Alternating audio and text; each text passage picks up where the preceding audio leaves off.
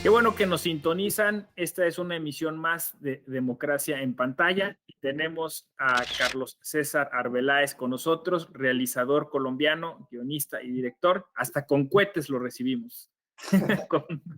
Bienvenido, Carlos. Pues nada, muchas gracias a la invitación a esta charla. Espero que sea una charla pues amena para todos los que están o vayan a escucharlo o estén escuchándonos. Y pues no, pues contento de estar aquí, hablar de mis películas, del cine, que es lo que tanto nos gusta y nos une, ¿no?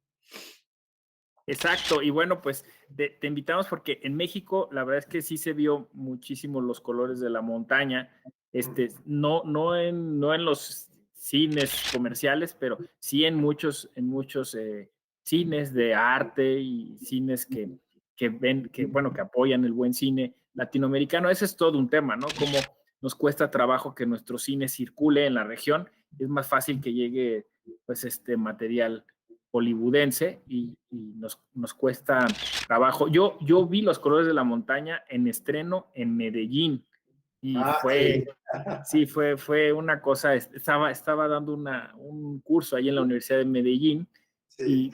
y fui ahí a una sala y quedé muy sorprendido y de ahí me enamoré de la película.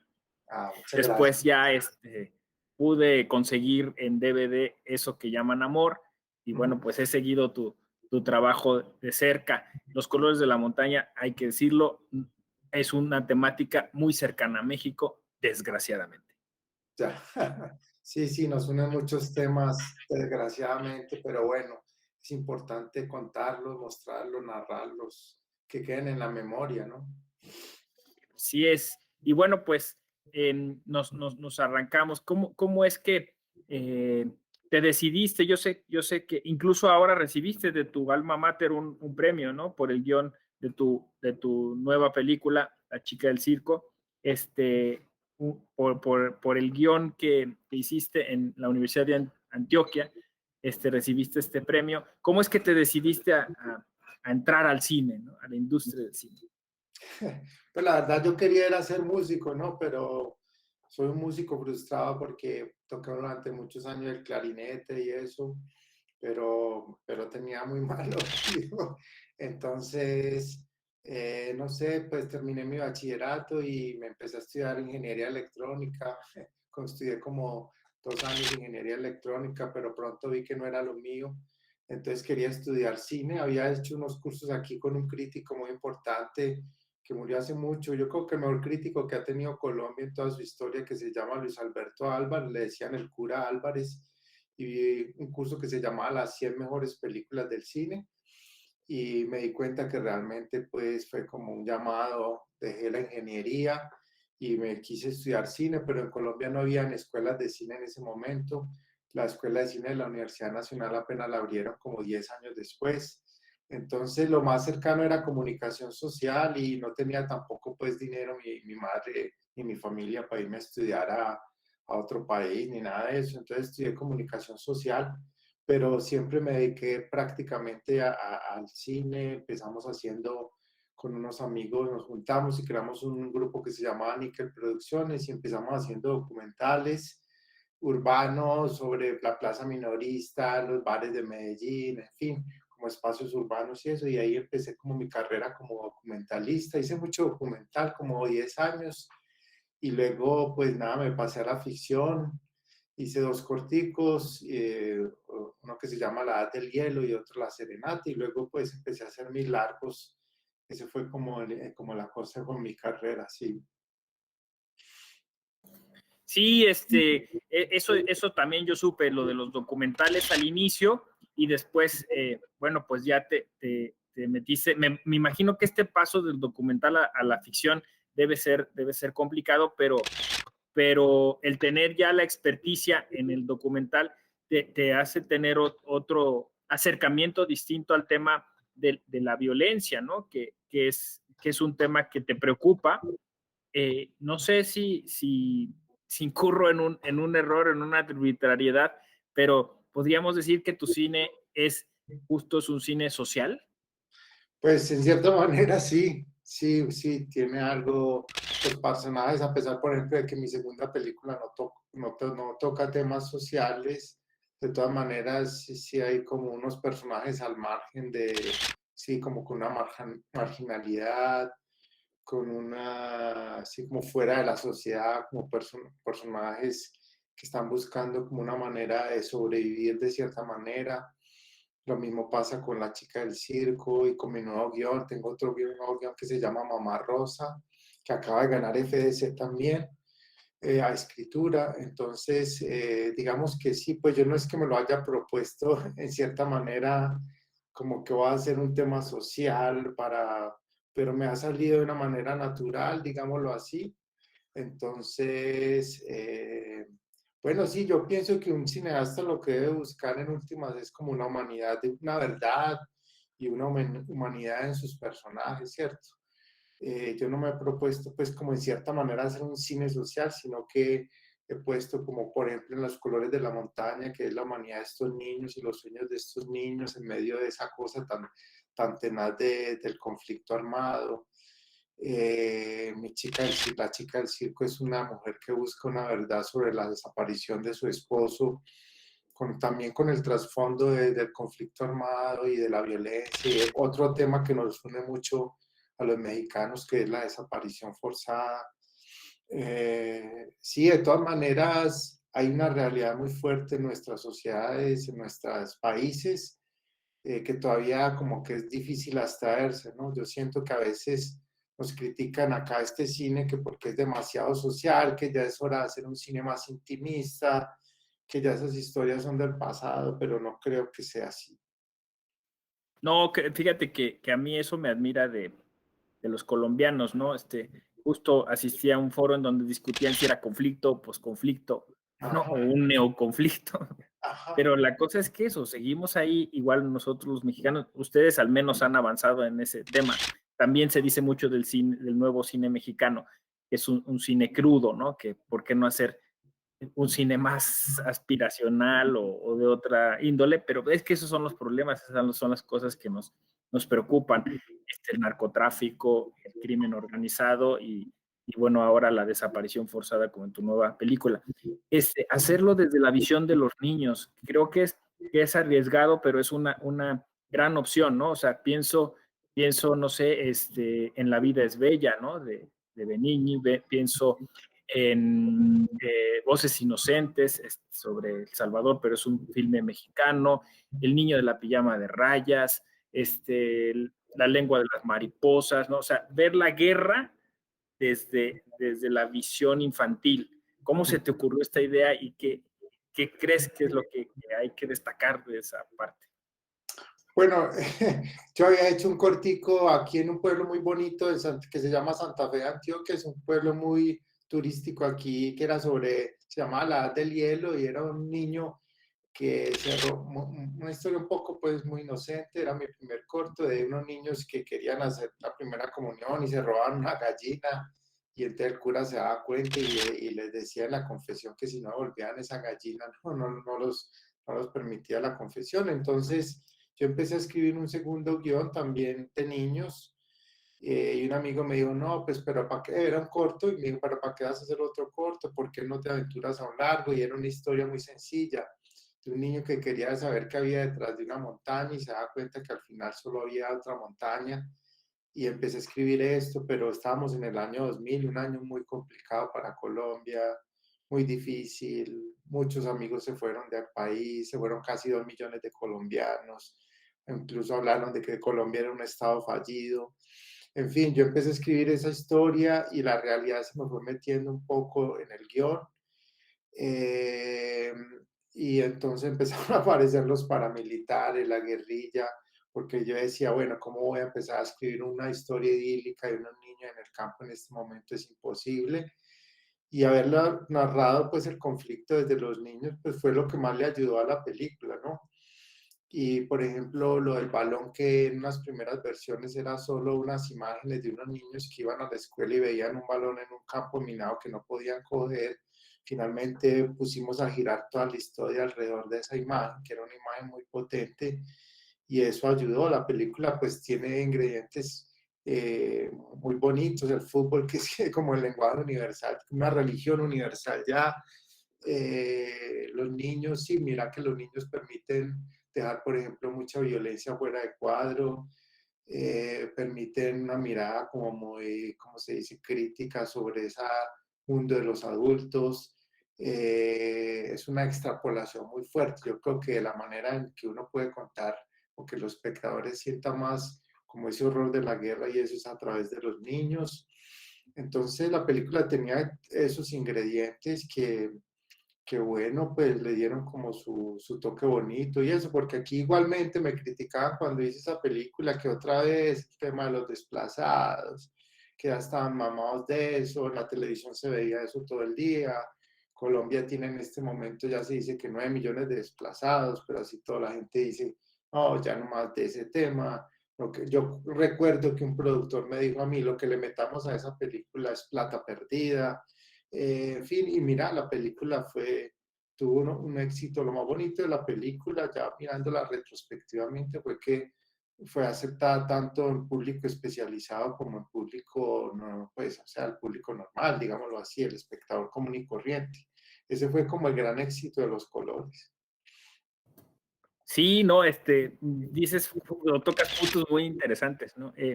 Yo- justo eso, ¿no? Cómo vemos en la película que la gente huye, que corre, ¿no?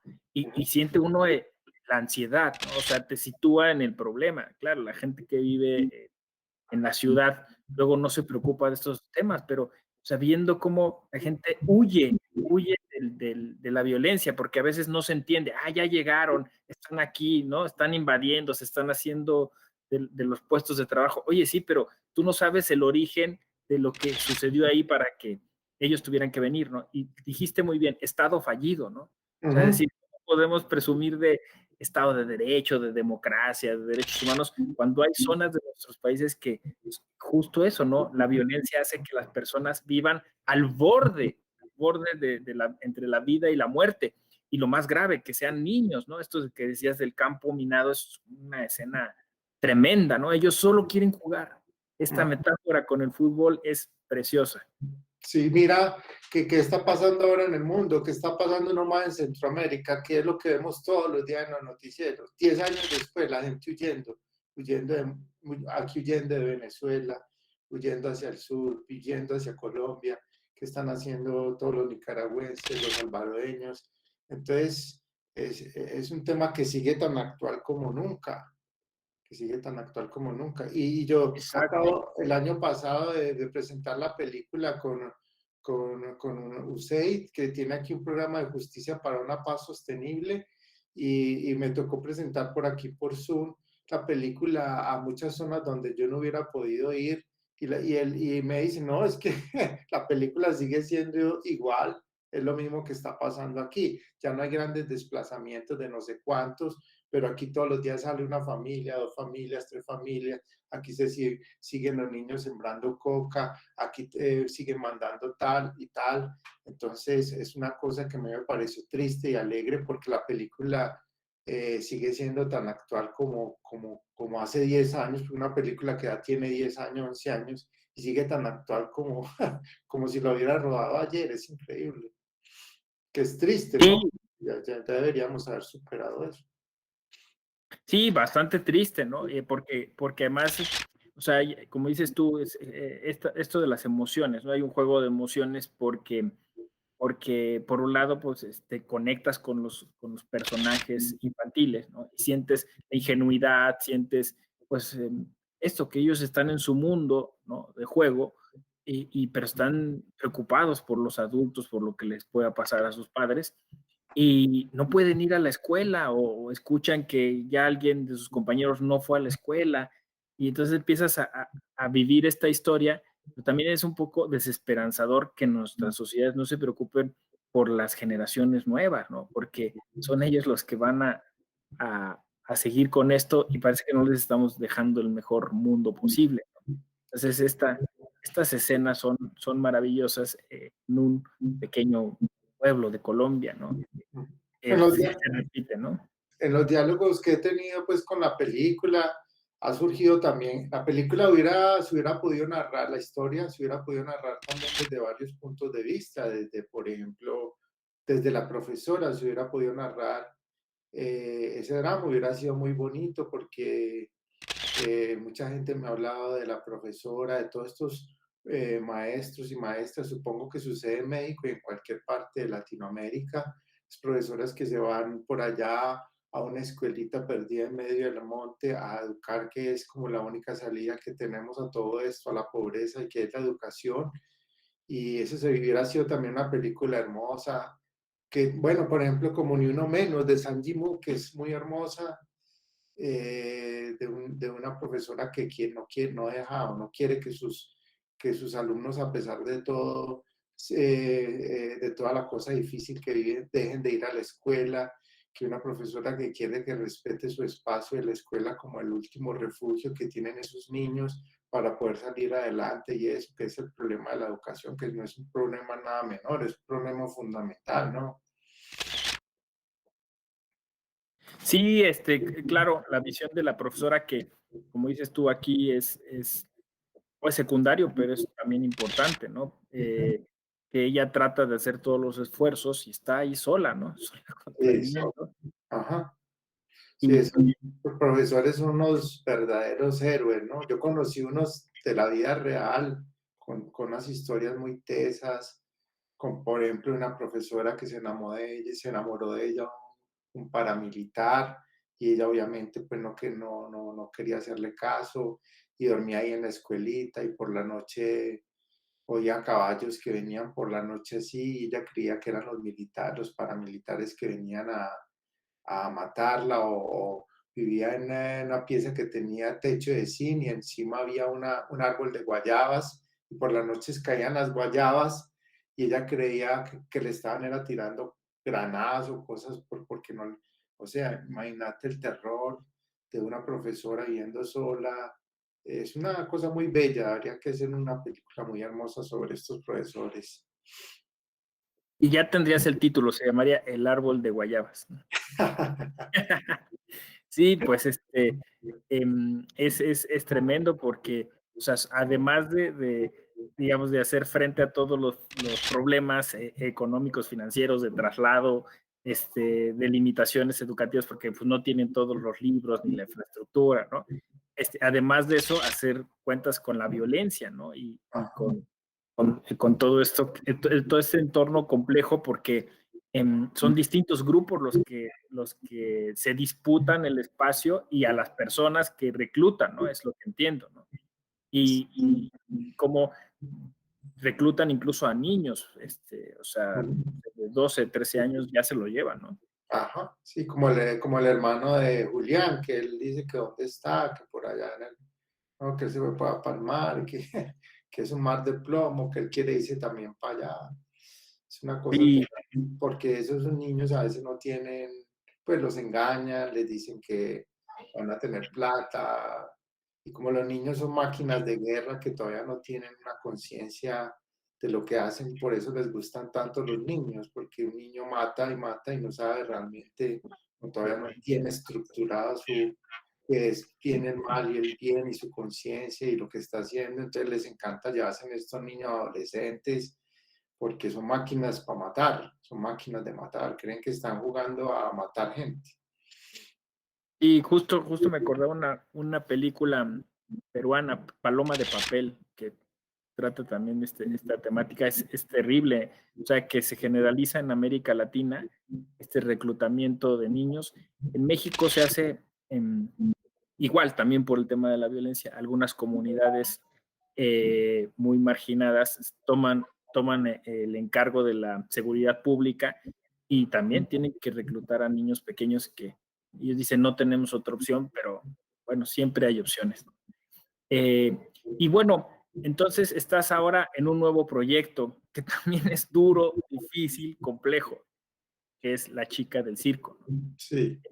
¿Qué hay sobre este nuevo proyecto? Todavía, bueno, noticias llegan, pero estamos expectantes también desde Sí, México. mira, es una road movie o una canoa movie, será, yo no sé, porque es toda por el río Magdalena. Lo que pasa es que mi familia toda viene de Puerto del Río, que queda, no sé, los mexicanos es una zona que queda en Magdalena Medio, pues el río Magdalena es el río más grande que atraviesa toda Colombia, empieza por allá desde el Huila y eso. Y en Puerto Berrío, que es como la zona media, es donde el río es más ancho y eso. Entonces yo me crié allá los primeros años de mi infancia y toda mi familia fue fundadora allá. Y, y entonces mi abuelo fue asesinado allá en el año 52 a los 36 años de edad porque él vio, esa era otra violencia, es que como nosotros vemos, hay como 80 violencias en Colombia, esa violencia era violencia bipartidista entre liberales y conservadores, y él se fue a trabajar por allá, río arriba, en un sitio que se llama Vuelta Cuña, y vio unos soldados que violaban unas niñas, y él trató de convencerlos de que no violaran esas niñas y eso, que no hicieran eso. Y cuando él ya se iba a volver para el pueblo, lo mataron para que no contaran el pueblo. Entonces, pues yo que fui criado por mi abuela, pues me tocó un poco como todo ese recuerdo, ese silencio. Yo fui criado más por mujeres, ¿no? Por mi abuela, mi madre. Y entonces yo quería narrar un poco que quiero rodar una película en Puerto de Río y ese hecho de mi abuelo yo lo usé como idea para una nueva película porque a Alex, que es el protagonista de La chica del circo, lo matan por algo parecido. Entonces, sobre ese hecho, digamos, triste familiar, yo empecé a confeccionar, a escribir un nuevo guión que es pues de una chica que trabaja en un circo y que su esposo desaparece en medio del acto de magia, él desaparece de verdad y ella empieza a buscarlo por todo el Magdalena sin entender por qué, pues no sabe por ninguna razón de por qué desapareció. Entonces se va con otro, como una especie de la estrada de Fellini, se va con un payaso en un carrito y con su hijo pequeño que toca el tamborcito a buscarlo por todo el Magdalena Medio, a buscar la verdad sobre por qué desapareció ese mago. Y termina ahí en Puerto Berrío, que yo no sé si tú sabes, Puerto Berrío tiene una cosa muy particular que se ha hecho famoso en el mundo y es que el río Magdalena ya no tanto, pero en una época en que bajaban tantos muertos, dicen que Magdalena es el cementerio más grande de Colombia, que lo fueron apilando ahí, lo fueron enterrando como NNs en el cementerio. Entonces lo que hacían los habitantes era que los adoptaban. Entonces, en esas tumbas NN ponían el nombre a veces de sus propios desaparecidos, empezaban a rezarles y los convertían en santos para que les hicieran milagros a ellos. Eso solo ha pasado prácticamente en Puerto Berrío. Puede que en México y en otras ciudades, en otros países latinoamericanos haya pasado eso. Entonces la película termina un poco como eso, ¿no? Que él se termina convirtiendo, ella lo encuentra, al final es como un santo ahí que hace milagros. No, pues es súper interesante. Sí, justo en México, las famosas fosas clandestinas de Morelos, ¿no? Que han dado mucho de qué hablar y efectivamente, ¿no? Estos desconocidos, ¿no? Por eso les colocan el NN, que luego, bueno, madres que están buscando a sus hijos o mujeres que están buscando a sus esposos, pues llegan ahí y justo generan estas historias interesantes. Entonces, además con esta cuestión que ha distinguido mucho a Colombia o sea, sus narrativas, porque no es solo la literatura del realismo mágico. Sé que es un cliché, Ah, pero claro, nos interesa mucho esta parte a los latinoamericanos de, de cómo todavía hay mucha magia, ¿no? O sea, hay muchas explicaciones que recurrimos a esas explicaciones metafísicas o esotéricas, porque a veces la realidad nos parece tan dura, ¿no? Tan cruda, claro, que tenemos que generar estas narrativas, ¿no? Para explicárnosla. claro. Imagínate tantos muertos en un pueblo todo un día, pues que hace con tanta muerte alguien tiene que sacar de alguna manera, no sé, cómo afrontar esa realidad, ¿no? Cómo volverla de alguna manera, pues a favor, no sé, o cómo sublimizar eso desde la religión, sí, porque este es un pueblo muy religioso. Claro, y es que además el arte es catarsis, o sea, es decir, cuando, cuando después eso se explica, se hace relato oral, tú lo retomas, lo haces un guión, termina siendo una película. Es una forma de nosotros de desahogarnos, ¿no? Claro, de sacar Y ese dolor, ¿cierto? Y todo ese horror de la exacto, realidad. es resiliente, ¿no? Tu cine. Pues, Este, y pues está súper, súper interesante. Vamos a estar bien, bien atentos a cuando pues ya se pueda, después de esta pandemia, ir al cine con regularidad y tener pues ya la posibilidad de ver tu nuevo material, ¿no? Y sí, y sabemos, bueno, sí, quería, dime, dime. quería contarles que hemos armado una coproducción ahí con México también. Hay una empresa mexicana que está interesada en coproducir. Pues es un camino largo, difícil, el cine independiente en todas partes del mundo. Pero bueno, claro, no es un cine comercial, es un cine un poco más difícil, ¿cierto? Sí, lo decíamos hace un momento, ¿no? Desgraciadamente, el cine latinoamericano no circula con tanta fluidez como otro tipo de cine, y es una pena, es una lástima. A veces, o sea, de verdad o sea, es imposible acceder a cierto tipo de materiales y tendríamos que generar una mayor inercia, una mayor sinergia entre nuestros países. Qué bueno que están coproductores mexicanos involucrados. Los mexicanos tenemos pues muy introyectado que el cine es parte de nuestro patrimonio cultural, ¿no? Es un país que comenzó pronto a hacer cine y que creyó que hacía buen cine, en algún momento le llamamos hasta la época de oro, y ahora estamos como con la consigna de mirar sobre todo hacia América Latina, pues nuestros digamos, grandes realizadores, ¿no? Que también han tenido este compromiso social como Gael García Bernal o Diego Luna, ¿no?